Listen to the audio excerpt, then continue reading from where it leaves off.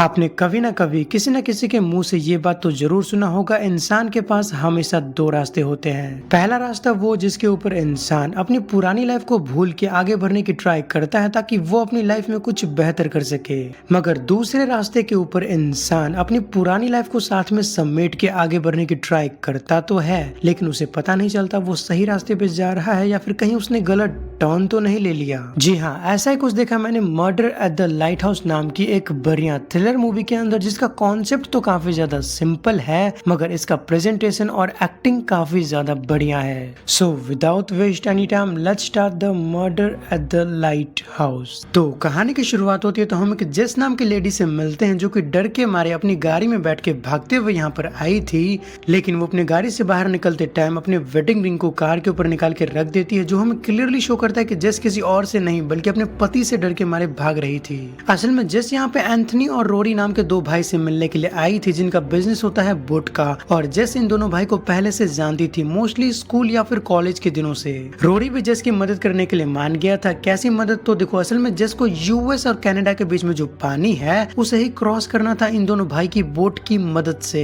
जेस की बातों से हम क्लियरली जान पाते हैं कि जेस का पति जेस को बहुत ही ज्यादा मारा पीटा करता है, वो जेस को कंट्रोल करने की भी कोशिश करता है और यही रीजन है कि जेस अपने घर को छोड़ के भाग रही है। बेसिकली उसे अपने पति से छुटकारा चाहिए। देखो, रोरी तो जेस की मदद करने के लिए मान गया था, लेकिन रोरी का भाई एंथनी यहाँ पर साफ साफ मना कर देता है कि हम चाहे तो भी पानी के अंदर नहीं जा सकते क्योंकि आज समुद्र के अंदर काफी बड़ा तूफान आने के चांसेस है, तो हमें ऐसे में रिस्क नहीं लेना चाहिए। अपने भाई की बात को सुनने के बावजूद रोरी जेस की मदद करना चाहता है क्योंकि रोरी के हाव भाव से हम जान पाते हैं कि काइंड ऑफ रोरी जेस को लाइक करता है, आई थिंक कॉलेज के दिनों से, लेकिन वो कभी कन्फेस नहीं कर पाया। इन दोनों के चले जाने के बाद हम कोल्टन नाम के एक आदमी से मिलते हैं जो कोई और नहीं बल्कि जेस का हस्बैंड है, और वो जेस का पीछा करते करते यहाँ तक आ गया था और वो सीधा जाता है एंथनी से पूछताछ करने के लिए। स्टार्टिंग में तो कोल्टन एंथनी से काफी सॉफ्टली बात करता है, लेकिन जब एंथनी उसे जेस के बारे में कुछ भी नहीं बताता है तो कोल्टन गुस्से में आके एंथनी को समाप्त ही कर देता है। इस सीन को देखने के बाद हम क्लियरली समझ पाते हैं कि जेस अपने पति से क्यों भाग रही थी।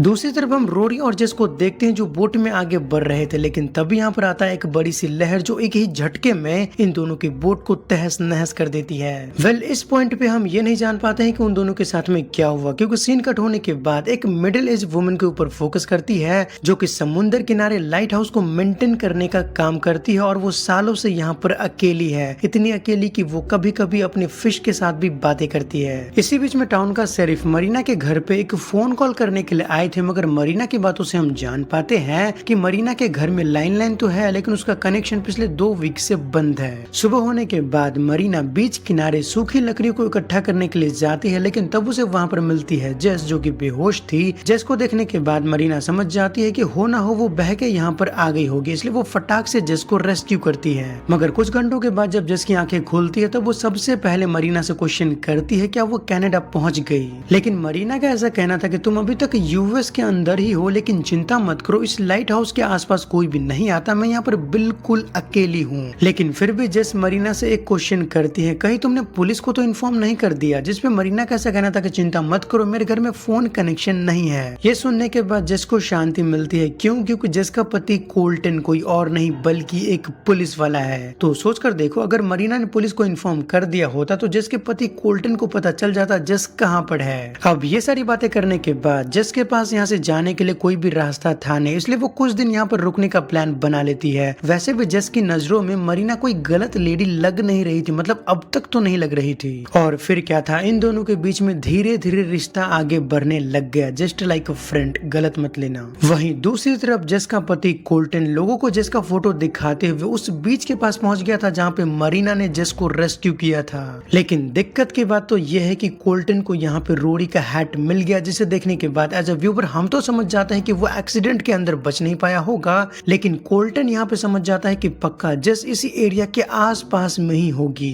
फिर क्या था, ढूंढते ढूंढते सीधा पहुंच जाता है वो लाइट हाउस के पास, यानी उसी घर के अंदर जहाँ पे जेस छुप के बैठी है, और वो सीधा मरीना से क्वेश्चन करता है क्या आपने इस लेडी को देखा है। मरीना भी तुरंत ही समझ जाती है कि पक्का जेस अपने पति से छुप के भाग रही होगी, इसलिए वो झूठ बोल देती है कि मैंने इस लेडी को नहीं देखा और मैं इस एरिया में कम्प्लीटली अकेली हूँ। मगर मरीना के बात करने के स्टाइल से कोल्टन तुरंत ही समझ जाता है कि मरीना 110% झूठ बोल रही है। वो इस बात को समझ तो गया था लेकिन अभी कोई एक्शन नहीं लेता। माना कि वो एक पुलिस वाला है पर किसी के घर में जबरदस्ती घुस नहीं सकता, इसलिए वो अभी के लिए तो चला गया। कोल्टन के यहाँ से जाने के बाद ये दोनों लेडीज आपस में बातें करते हैं, तो एज ए व्यूवर हमें यहाँ पर क्लियर होता है कि जस को अपने पति कोल्टन से आखिर प्रॉब्लम क्या थी। तो देखो 3 साल पहले जस ने कोल्टन के साथ में शादी किया था, मगर स्टार्टिंग में तो कोल्टन बहुत ही ज्यादा गुड पीपल था, वो जस से बहुत ही ज्यादा प्यार करता था, जस की इज्जत करता था, उसकी केयर करता था। मगर एक दिन कोल्टन ने जस के ऊपर हाथ उठाया, उसके बाद ये हाथ उठाने वाला कॉन्सेप्ट रेगुलर हो गया, इतना कि कोल्टन को छोटी छोटी बातों पे गुस्सा आता और वो गुस्से में जस को ही पीट दिया करता, जस्ट लाइक यूजिंग मशीन। मगर अपनी बेटी की इतनी बुरी हालत देखने के बाद जस की माँ ने एक दिन कोल्टन के खिलाफ कंप्लेन किया था, मगर कोल्टन जो पुलिस वाला है वो तो केस को संभाल लिया था, मगर वो धमकी देता है सेंस कि मैं तुम दोनों माँ बेटी को जान से भी खत्म कर सकता हूँ। इसी धमकी को सुनने के बाद जस अपना घर छोड़ के भाग गई। मगर कुछ इंटरेस्टिंग बातें बताऊं तो मरीना के साथ भी सेम टू सेम जस के जैसा ही हुआ था, उसके पति ने भी उसके साथ कुछ ऐसा ही किया था। उसके बाद से वो अकेली रहती है, अपने गोल्ड फिश के साथ बातें करती है। और यहाँ पे कोल्टन जिसे मरीना के ऊपर शक हो गया था, उसने मरीना का पूरा डिटेल वगैरह बाहर निकलवा लिया था और वो सीधा मरीना के घर में घुस जाता है, क्योंकि उसे पूरा यकीन था जस उसे यहाँ पर मिल जाएगी। मगर जस अपने पति को फेस करने के लिए पहले से तैयार थी। वो मरीना का क्रॉसबो लेके उसे धमकी देती है, सेंस कि तुम यहाँ से चले जाओ, इससे पहले कि मैं ना चाहते हुए भी तुम्हें शूट करूं। मगर कोल्टन यहाँ पे डबल गेम खेलने की ट्राई कर रहा था। वो जिसको समझाने की कोशिश कर रहा था कि तुम मेरे साथ चलो, मैं खुद को बदलने की ट्राई करूंगा और मैं तुमसे पहले के जैसे प्यार करूंगा, खुद को पूरी तरह से बदल लूंगा। लेकिन जस अभी भी एग्री नहीं करती है। लेकिन तभी पीछे से आती है मरीना, जिसने एक स्टिक की मदद से कोल्टन के ऊपर पीछे से हमला कर दिया था। मगर इससे कोल्टन को आता है गुस्सा और वो मरीना का गला दबा के उसे समाप्त करने ही वाला था। मगर इससे पहले कि कोल्टन मरीना को समाप्त कर पाता, फाइनली जस थोड़ा सा हिम्मत करके पीछे से कोल्टन के ऊपर स्टिक से हमला करके उसे बेहोश कर देती है। लेकिन मरीना का ऐसा कहना था जल्दी से जाके रस्सी लेके आओ, इससे पहले कि कोल्टन वापस से होश में आ जाए। लेकिन जैसे जस कमरे के अंदर जाती है तो मरीना कोल्टन के ऊपर बार बार स्टिक से हमला करके कोल्टन को समाप्त ही कर देती है। लेकिन जस को यहाँ पे कुछ भी समझ में नहीं आ रहा था, आखिर मरीना ने ऐसा किया तो किया क्यों। इस पे मरीना का ऐसा कहना था कि जब तुम कमरे के अंदर रस्सी लेने के लिए गई तो तुम्हारा पति उठ के मेरे ऊपर हमला किया और मैंने खुद को बचाने के लिए तुम्हारे पति को समाप्त कर दिया। जस भी इस बात से एग्री करती है और वो मरीना को कहती है कि अब मुझे यहाँ से चला जाना चाहिए, क्योंकि मेरा पति एक पुलिस वाला है और पुलिस वाला गायब हो जाए तो उसको ढूंढते हुए पुलिस वाले आएंगे और मैं नहीं चाहती कि तुम यहाँ पे फंस जाओ, इसलिए मैं यहाँ से चली जाती हूँ। मरीना भी इस बात पे एग्री कर गई थी और वो तुरंत ही टाउन के लिए निकल जाती है, ताकि वो टाउन में जाके अपने एक दोस्त से बात कर सके, ताकि मरीना का दोस्त जस को यूएस या फिर कनाडा, उसे जहाँ भी जाना हो वो जस को वहाँ पे छोड़ दे। लेकिन इस टाइम पे जस घर पे अकेली थी और वो एक ट्रंक को खोलती है जिसके अंदर उसे कुछ फोटोग्राफ मिलते हैं, मे भी मरीना के थे। साथ में मरीना का पति भी फोटो के अंदर था तो सही, लेकिन फोटो को इस तरीके से फाड़ दिया गया था कि मरीना का पति फोटो में दिख नहीं रहा था। थोड़ा और छानबीन करने के बाद जस को यहाँ पे एक फोन मिलता है, जिसे देखने के बाद वो काफी शॉक रह गई थी, क्योंकि जब उसने मरीना से क्वेश्चन किया था कि कहीं तुमने पुलिस को इन्फॉर्म तो नहीं किया, तब मरीना ने कहा था कि मेरे पास तो फोन ही नहीं है। खैर जस को यहाँ पे क्लियरली एक बड़ा सा रेड फ्लैग मिल गया था। लेकिन तभी हम टाउन का सीन देखते हैं जहाँ पे टाउन का शेरिफ मरीना से बातें कर रहा था। शेरिफ की बातों से हम एक बात जान पाते हैं कि टाउन से काफी सारे लोग गायब है, जैसे कि वो बोट वाला मैन यानी कि एंथनी और रोरी, और साथ में जस भी मिसिंग है। जस का पति कोल्टन जस को ढूंढने के लिए यहाँ पर आया था, लेकिन अब वो भी मिसिंग है। लेकिन एज अ व्यूअर हम तो जानते हैं कि तीनों ही पीपल समाप्त हो चुके हैं। घर पे आने के बाद मरीना को पता चल जाता है कि जस ने उसके ट्रंक को ओपन किया है, क्योंकि ट्रंक के ऊपर कुछ पानी के ड्रॉप्स रह गए थे। इसलिए मरीना यहाँ पर एक झूठ बोलती है, मेरे दोस्त को यहाँ पर आने में 2 वीक का टाइम लगेगा, उसके बाद ही तुम यहाँ से निकल पाओगी। बात करते करते मरीना सो गई थी, इसलिए जस उसके फिंगरप्रिंट का इस्तेमाल करके मरीना का फोन अनलॉक करके उससे मदद बुलाने की कोशिश करती है। लेकिन तब तक मरीना भी उठ गई थी, यानी हो गई गड़बड़। और जस यहाँ पे क्लियरली मरीना को बोल देती है कि मुझे पता है कि तुम टाउन के अंदर किसी भी दोस्त से मिलने के लिए नहीं गई थी,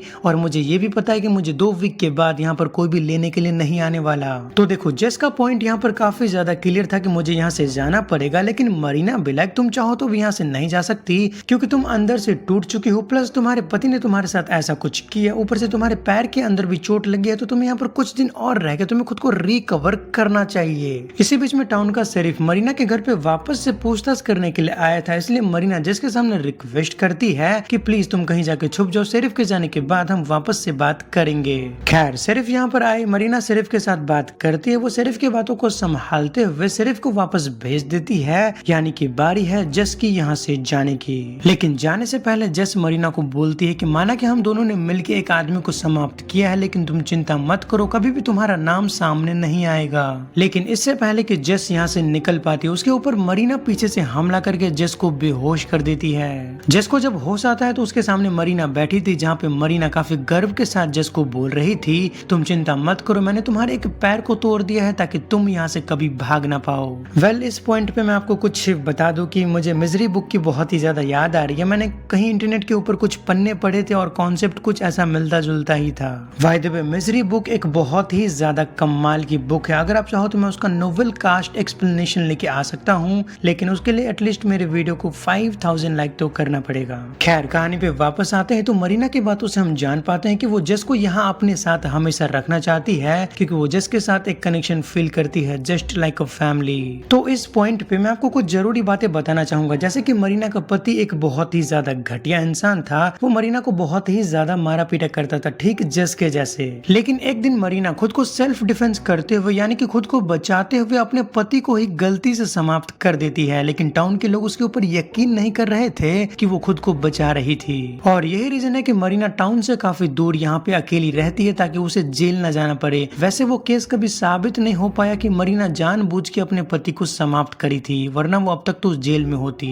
एंड साथ में मरीना का यहाँ पर यह भी कहना था कि मैंने तुम्हारे पति को इसलिए समाप्त किया क्योंकि तुम्हारा पति कोल्टन मेरे ऊपर अटैक कर रहा था। लेकिन एज अ व्यूअर हमने क्लियरली देखा था कि कोल्टन वहाँ पे बेहोश पड़ा था और मरीना उसके ऊपर स्टिक से हमला करके जानबूझ के उसको समाप्त करी है। यानी मरीना भी काइंड ऑफ मिजरी बुक के मेन कैरेक्टर फीमेल जो थोड़ी सी मेंटली डिस्टर्ब थी, उसके जैसे ही मेंटली डिस्टर्ब लगती है, काइंड ऑफ नॉट श्योर। अब ये सारी बातें सुनने के बाद जस यहाँ पे मरीना से रिक्वेस्ट करती है कि प्लीज मुझे बाहर थोड़ा सा फ्रेश हवा में ले जाओ, तो मरीना भी उसको फ्रेश हवा खिलाने के लिए ले जाती है। लेकिन जस के हाथ में एक नुकीला टाइल्स का टुकड़ा था। बेसिकली जस का प्लान ये था कि जैसे मरीना उसके करीब आएगी तब वो मरीना के ऊपर अटैक कर देगी। मरीना को पहले से अंदाजा हो गया था जस यहाँ पे कुछ ऐसी हरकत करेगी, इसलिए वो लिटरली जस को किसी डॉग के जैसे खींचते हुए ले जाके गैराज के अंदर बंद कर देती है। मगर किसी तरह से जस उसी टाइल के टुकड़े की मदद से दरवाजा खोल के बाहर निकल जाती है और वो गैराज के दरवाजे को ठीक वैसे ही बंद कर देती है जैसे कि मरीना ने बंद किया था। शाम को जब मरीना जस को चेक करने के लिए आती है तो जिस मौका देखने के बाद मरीना को ही उल्टा धक्का देके गैराज के अंदर बंद कर देती है और वो जल्दी से जाके फ्लेयर गन को शूट कर दिया ताकि रोशनी को देखने के बाद कोई उसकी मदद करने के लिए आ जाए। लेकिन दिक्कत की बात यह है कि तब तक मरीना खुद को फ्री करके वापस से एक बार जस को अपनी बंदी बना लेती है। लेकिन तब तक फ्लेयर गन की रोशनी देखने के बाद टाउन के शेरिफ यहाँ पे चेक करने के लिए आ गए थे, लेकिन मरीना का ऐसा कहना था कि मैंने तो फ्लेयर गन को शूट नहीं किया। लेकिन तब तक घर के अंदर जस एक फिश बॉल को नीचे गिरा देती है, इसलिए शेरिफ घर के अंदर चेक करने के लिए जाते हैं। लेकिन इससे पहले कि मरीना का पोल यहाँ पे खुल जाता, मरीना पीछे से शेरिफ के ऊपर हमला करके शेरिफ को ही समाप्त कर देती है। वैसे शेरिफ यहाँ पर पूरी तरह से मरे नहीं थे, वो काइंड ऑफ जिंदा थे लेकिन बेहोश हो गए थे, मगर इसी मौके का फायदा उठाते हुए जस यहाँ से भाग गई। मरीना जो जस को किसी भी हालत में यहाँ से नहीं जाने देने वाली थी, वो उसके पीछे पीछे जाती है, जहाँ पे मरीना और जस के बीच में थोड़ी सी फाइट होती है। मगर फाइट के दौरान मरीना खुद के द्वारा लाई गई हथियार के ऊपर गिर के खुद ही समाप्त हो जाती है। जिसके बाद हम मूवी का एंडिंग सीन देखते हैं, जहाँ पे जस ने पुलिस को फोन करके उसे बुला लिया था और वो साथ में अपनी मॉम को फोन करके बोलती है कि मॉम मैं घर वापस आ रही हूँ, जिसके साथ ये मूवी यहीं पर एंड हो जाती है ऑफिशियली। तो बस ये थी आज की फिल्म की कहानी। मूवी की स्टोरी लाइन काफी ज्यादा सिंपल थी, तो आई नो कि आपको सारी बातें समझ में आ गई होगी, लेकिन ये मूवी कहना क्या चाहती है, मूवी का मतलब क्या है, ये बातें मैं आपको अभी एकदम डिटेल में समझाता हूँ। तो देखो, मूवी का मेन थिंग है टॉक्सिक रिलेशनशिप। एग्जाम्पल टू जस, कैसे वो पहले अपने टॉक्सिक पति के साथ रहती थी, लेकिन वो एक दिन परेशान होकर अपना घर छोड़ के भाग गई, लेकिन वो कहाँ जाके फंसी, दूसरी टॉक्सिक रिलेशनशिप में। Example to Marina. और हाँ, ये मूवी बस टॉक्सिक रिलेशनशिप को नहीं दर्शाती है, ये मूवी काफी चीजों को दर्शाती है, जैसे कि डिप्रेशन।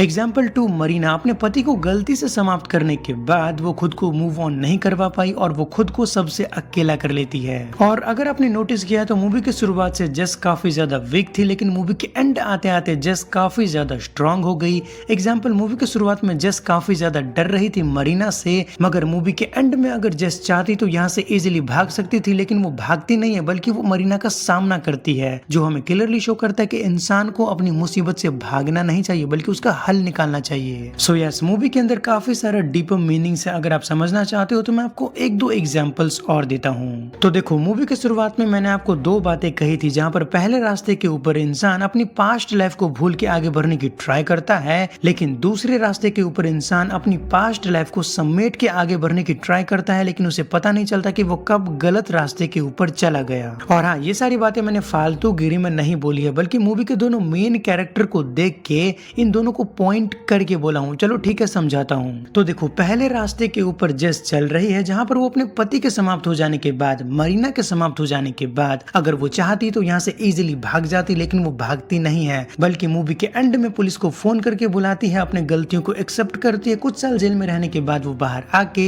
अपनी पुरानी लाइफ को भूल के एक नई शुरुआत कर लेगी। तो हाँ, पहले रास्ते के ऊपर जेस चल रही है, जहाँ पर वो अपनी पास्ट लाइफ को भूल के आगे बढ़ने की ट्राई करेगी, और दूसरे रास्ते के ऊपर चल रही है मरीना। अपने पति के समाप्त हो जाने के बाद वो अपने पति के ट्रॉमा को अपने माइंड के अंदर डाल के आगे बढ़ने की कोशिश कर तो रही है, लेकिन मरीना को पता नहीं चल रहा कि वो कब गलत रास्ते के ऊपर पहुंच गई, और वो इतनी आगे आ गई कि अब वो वापस चाहकर भी जा नहीं सकती। तो हाँ, ये रास्ते वाली बात मैंने फालतूगिरी में नहीं बोला था, बल्कि मूवी के साथ इन रास्ते वाली बातों का पूरा कनेक्शन बैठता है। पर वीडियो को एंड करने से पहले मैं आपको एक जरूरी बात बता दूं, प्लीज अगर आप लोग भी अपनी वाइफ के ऊपर वायलेंस वगैरह करते हो तो इन सब चीजों को थोड़ा कंट्रोल में रखना, वाइफ की इज्जत करो। आई नो मैं आपको समझाने के लिए काफी ज्यादा छोटा हूँ, मेरी एज 16.5 है, बट सॉरी, आपको बोलना मेरा काम है। तो बस ये थी आज की फिल्म की कहानी। अगर आपको और भी डीप लेवल पे समझना है तो आपको मूवी खुद ही देखना पड़ेगा, क्योंकि मुझे जितना समझ में आया मैंने आपको सारी बातें समझा दी। लेकिन जाने से पहले एक छोटा सा रिक्वेस्ट है, प्लीज अगर आपको वीडियो पसंद आया हो तो वीडियो को लाइक कर देना, लेकिन अगर आप नेक्स्ट टाइम मेरे चैनल को विजिट करना चाहते हो तो सब्सक्राइब भी कर लेना, ताकि आपको टाइम से वीडियो का नोटिफिकेशन मिल जाए। तो फिर मिलेंगे किसी और दिन एक नए और बेहतरीन वीडियो के साथ में, तब तक के लिए बाय।